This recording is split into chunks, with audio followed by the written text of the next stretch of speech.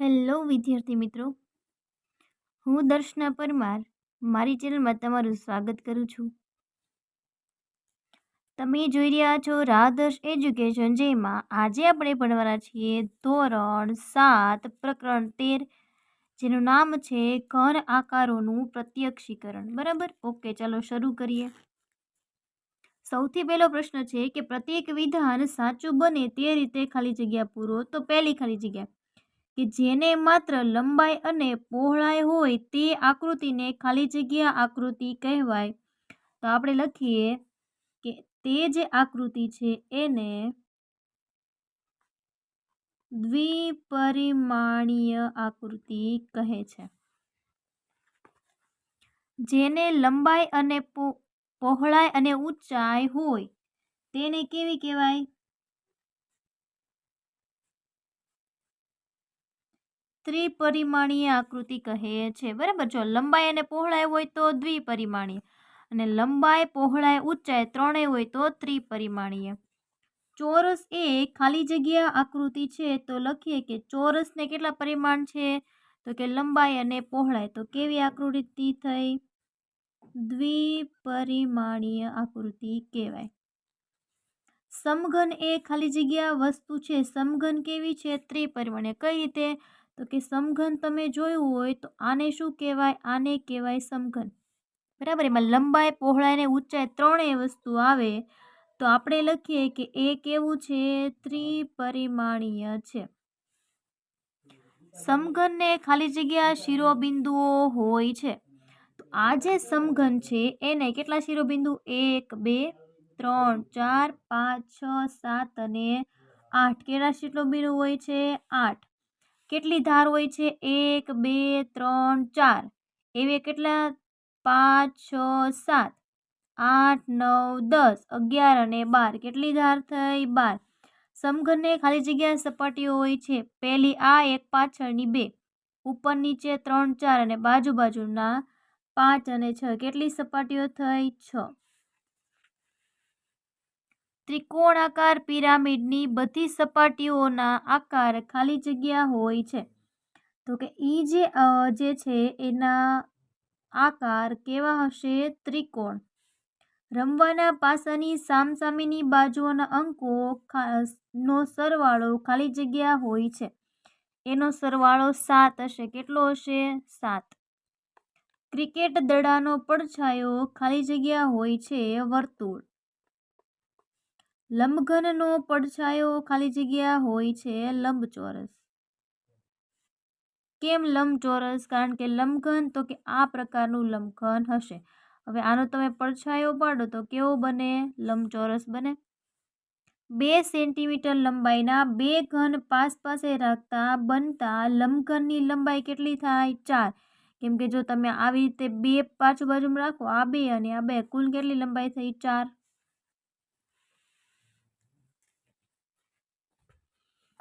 બીજો પ્રશ્ન, કૌંસમાં આપેલા વિકલ્પોમાંથી સાચો વિકલ્પ પસંદ કરી નીચેના વિધાનોમાં ખાલી જગ્યા પૂરો. ખાલી જગ્યા આકૃતિને લંબાઈ અને પહોળાઈ 2 જ હોય તો આપણે લખીએ ભાઈ 2D આકૃતિ હોય એને. ખાલી જગ્યાને લંબાઈ, પહોળાઈ અને ઊંચાઈ ત્રણેય હોય તો જે આકૃતિ 3D હોય તેને. પુસ્તક એ ખાલી જગ્યા વસ્તુ છે 3D. વર્તુળ એ કેવી વસ્તુ છે? આ વર્તુળ જે છે એ 2D. લંબઘનને ખાલી જગ્યા શિરોબિંદુઓ હોય છે 8. ધાર કેટલી હશે? 12 અને સપાટી એટલે કે ફલક કેટલા હશે? 6. સમઘન અને લંબઘનમાં શિરોબિંદુ, ધાર અને સપાટીની સંખ્યા સમાન હશે. મોસંબીનો પડછાયો ખાલી જગ્યા હોય છે વર્તુળ. ખાલી જગ્યાને બાજુ કે ખૂણા હોતા નથી. વર્તુળને આપણે જોઈએ તો કે બાજુ કે ખૂણા જોવા મળે નહીં. નળાકાર માટેની નેટ ખાલી જગ્યા હોય છે. નળાકાર માટેની નેટ કેવી હોય? લંબચોરસ હોય. કેવી હોય છે? લંબચોરસ. શંકુને ખાલી જગ્યા સપાટીઓ હોય છે. કેટલી સપાટી હશે એને? 2. ખાલી જગ્યાને ફક્ત એક જ સપાટી હોય છે તો નારંગી.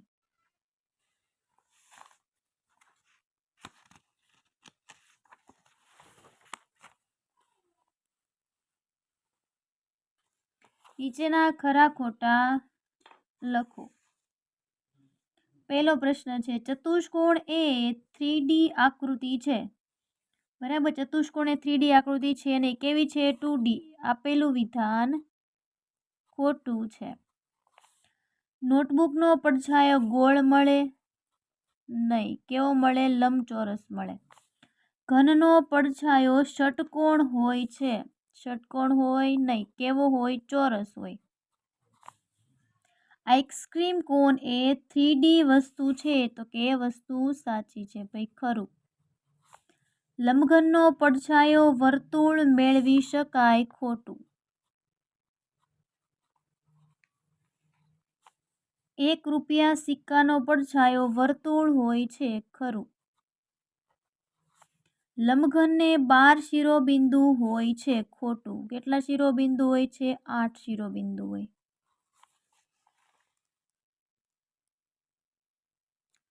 ચોથો પ્રશ્ન,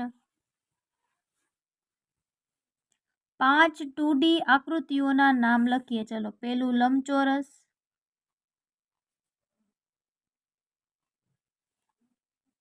બીજું ચોરસ, ત્રીજું વર્તુળ, ચોથું ચતુષ્કોણ, પાંચમું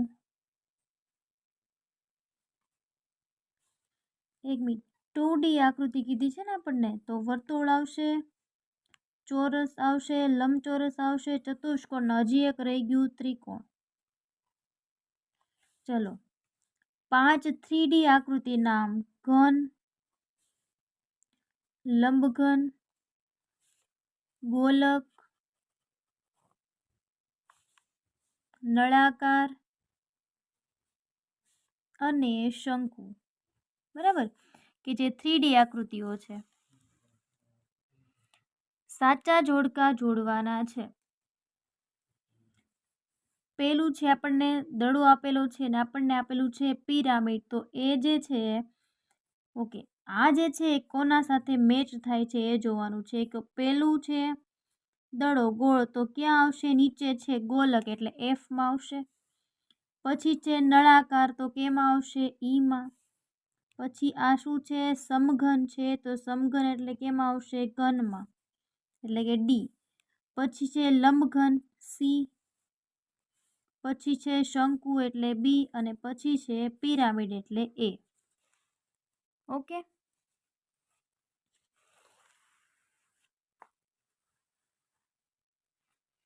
આકૃતિઓના નામ લખવાના છે. આ તો સાવ સહેલો પ્રશ્ન. ચલો, પહેલી આકૃતિનું નામ શું છે? લંબચોરસ, લખી નાખીએ. બીજી આકૃતિનું નામ વર્તુળ, ત્રિકોણ,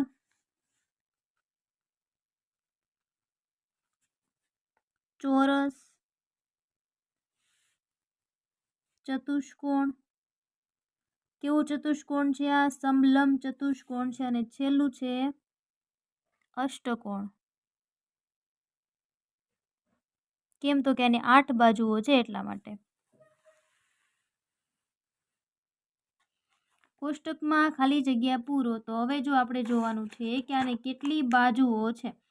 બરાબર, તો F એટલે કે શું થાય? ફલક. કેટલી બાજુઓ છે આને? 1 2 3 4 5 અને 6.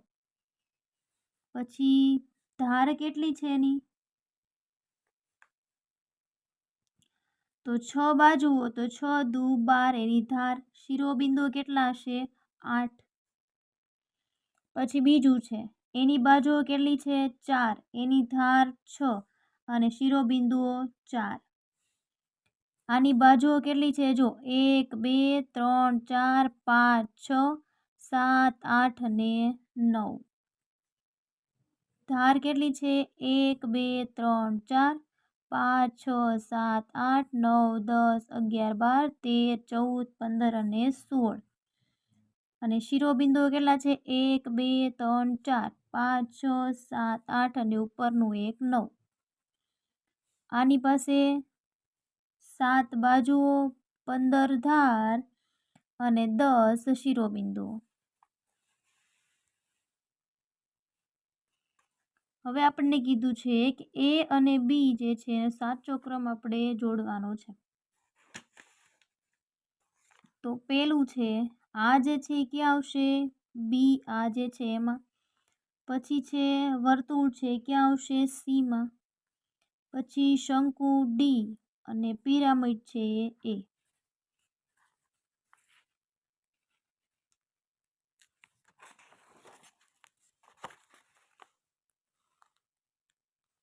નીચેના ચોરસના ખાનવાળા કાગળમાં 3 સેન્ટીમીટર લંબાઈનો એક ઘન અને 3x4x5 સેન્ટીમીટર માપના એક લંબઘનની તિર્યક આકૃતિ દોરવાની છે. તો આપણે અહીંયા દોરી દઈએ પહેલા 3 સેન્ટીમીટરનો ઘન.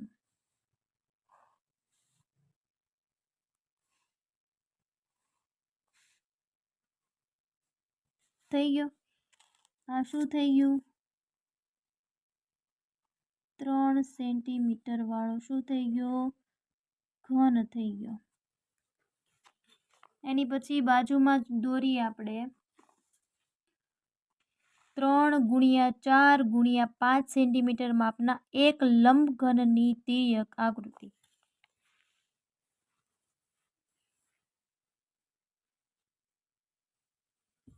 ઓકે, 4 સેન્ટીમીટર છે ને, તો આપણે 4 ખાના લઈ લઈએ તો ચાલશે.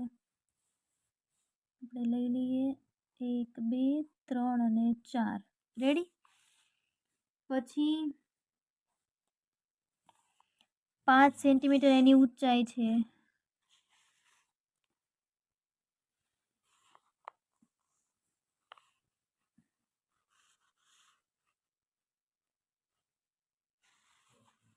ઊંચાઈ એટલે અહીંયા રાખું ઊંચાઈ એટલે અહીંયા 5.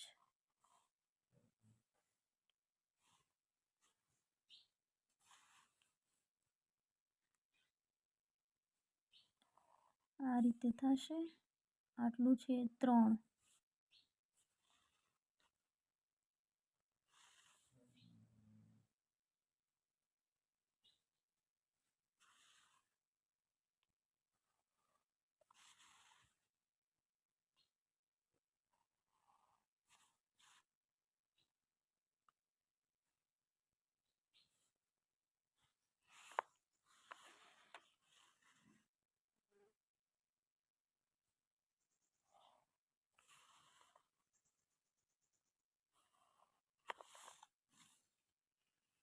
આ થઈ ગયું તમારો 3x4x5 4 5 અને 3 સેન્ટીમીટર માપનો લંબઘન. બરાબર? ઓકે, હવે આપણે 4 સેન્ટીમીટર લંબાઈનો એક સમઘન દોરવાનો છે. તો ચલો આપણે અહીંથી શરૂ કરીએ કે 4 સેન્ટીમીટર લેવાનું છે ને. આ થઈ ગયું 4 સેન્ટીમીટર. બરાબર? એના પછી અહીંથી 4 સેન્ટીમીટર લઈએ.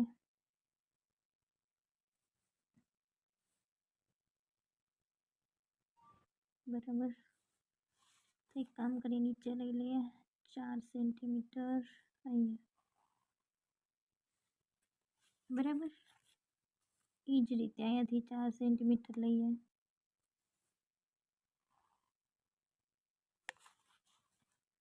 આને જોડી દો એટલે આ 4 સેન્ટીમીટર જ હોય. હવે આપણે સમઘન દોરવાનો છે એટલે અહીંથી લઈશું 4 સેન્ટીમીટર. 4 સેન્ટીમીટર.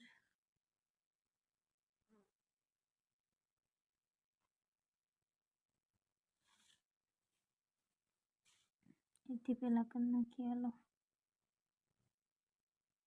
4 સેન્ટીમીટર પણ.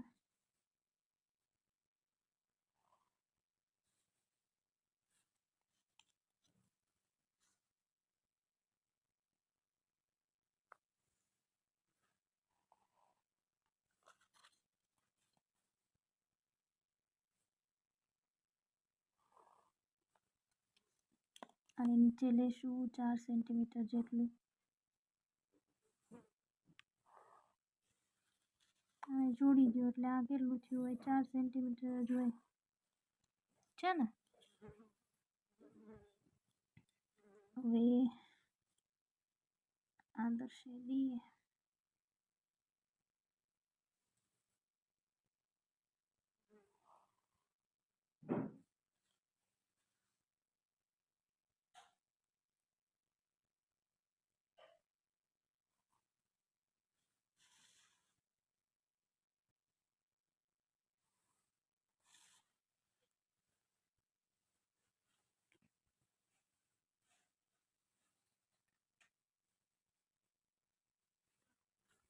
આ જે છે એ આપણે કેટલો દોર્યો 4 સેન્ટીમીટર લંબાઈનો આપણે દોર્યો એક સમઘન, બરાબર। હવે આપણે દોરવાનું છે 4 ગુણ્યા 5 ગુણ્યા 6 સેન્ટીમીટરનો ઘન દોરવાનો છે ને। તો આપણે અહીંયા નીચે લઈ લઈએ 4 સેન્ટીમીટર, બરાબર। પહેલાં અહીંથી લઈએ આ 4 સેન્ટીમીટર થઈ જાય, ઓકે। પછી આ કેટલું લેવાનું છે 5 સેન્ટીમીટર, આ આપણું થઈ જાય 5 સેન્ટીમીટર બંને બાજુ લેવાનું છે, ઓકે।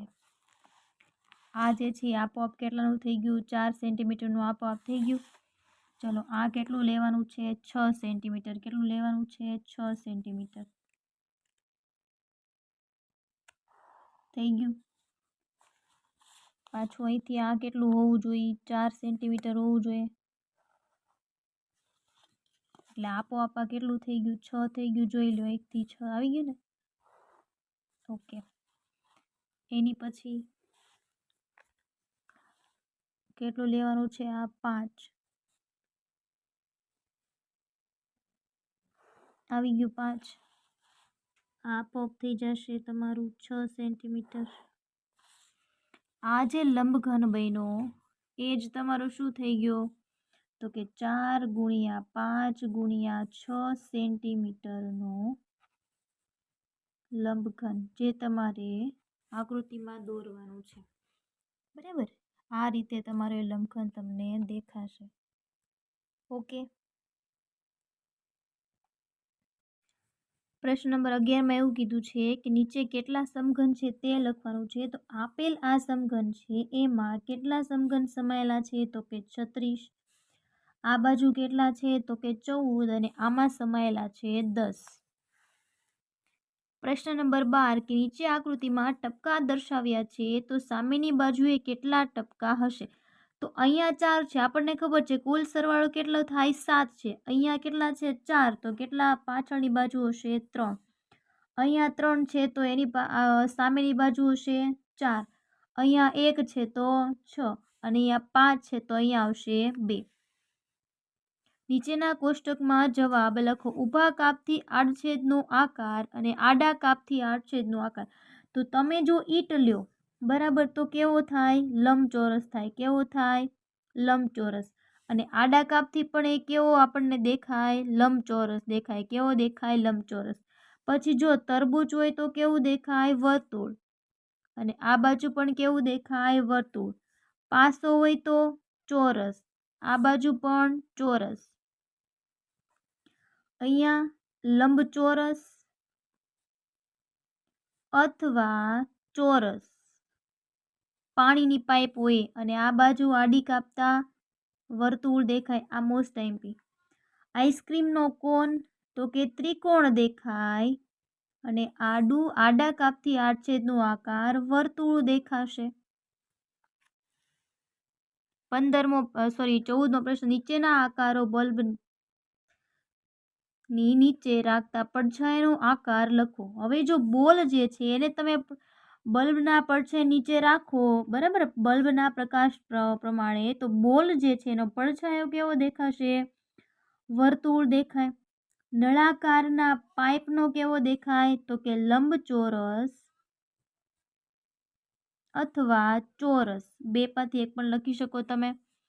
પછી પુસ્તક હોય એનો આકાર દેખાય લંબચોરસ. આ તો આપણને બધાને ખબર છે. આપણે સ્વાધ્યાય પોથી આપણી આ જે સોલ્યુશન કરી એ મૂક્યું હોય તો કેવો આકાર દેખાય લંબચોરસ. નોટબુકનો લંબચોરસ, મોબાઈલનો લંબચોરસ, એ તો તમને બધાને ખ્યાલ હોય. વીટીનો કંકણ આકાર કેવો થાય? કંકણ આકાર. ઓકે, તમારું આ પ્રકરણ અહીંયા પૂર્ણ થાય છે. તમને આમાં કાંઈ પણ પ્રકારનો પ્રશ્ન હોય તો તમે મને કમેન્ટ કરીને જણાવી શકો છો. અને જો તમે મારી ચેનલ પર નવા હોય તો પ્લીઝ વિડીયોને લાઇક, શેર અને સબસ્ક્રાઈબ કરવાનું ભૂલશો નહીં. Thank you very much.